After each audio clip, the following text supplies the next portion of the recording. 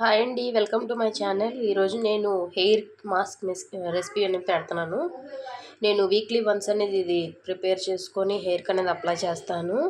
Every Friday అనేది నేను ఈ రెసిపీ అనేది పాటిస్తూ ఉంటాను అన్నమాట. కరివేపాకు మనం కూరలో వేసుకున్న తినము కాబట్టి మీ ఇంట్లో కొబ్బరి పాలు ఉంటే అవి వాడండి. లేదు అంటే కొబ్బరికాయకి వెనకాల ఉన్న తొక్క అనేది తీసేసేసి అవి ఒక 4, 5 ముక్కలు. తర్వాత బీట్రూట్ అండి, ఇది కూడా తొక్కు తీసేసేసి ఇది కూడా హాఫ్ ముక్క సరిపోద్ది. దీంతోపాటు మెంతులు నేను నానబెట్టడం మర్చిపోయానండి. నానబెట్టేసుకుంటే బాగా ఫైన్ పేస్ట్ అవుతుంది, లేదంటే బరకగా వస్తుంది. నేను మెంతులు 1 టేబుల్ స్పూన్ వేసాను. వీటిలన్నిటిని మిక్సీ జార్ ఒకటి తీసుకొని అందులో వేసేయండి. వేసేసిన తర్వాత దీన్ని కొంచెం అంటే కొంచెం వాటర్ అండి, ఎందుకంటే హెయిర్ అంతటికి పట్టాలి కాబట్టి.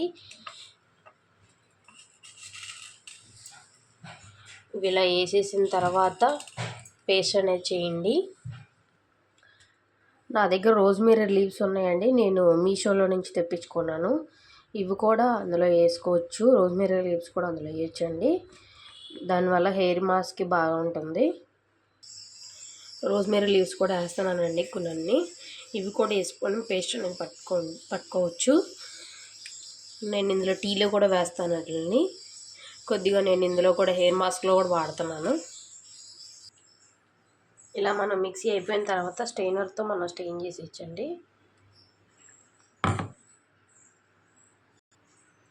ఇదిగోండి, ఇలా ప్రిపేర్ అయిపోయింది.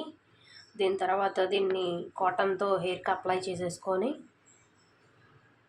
ఒక హాఫ్ అన్ అవర్ కానీ 1 అవర్ కానీ ఉంచుకొని గోరువెచ్చని నీళ్ళతో హెయిర్ వాష్ చేసేయచ్చు.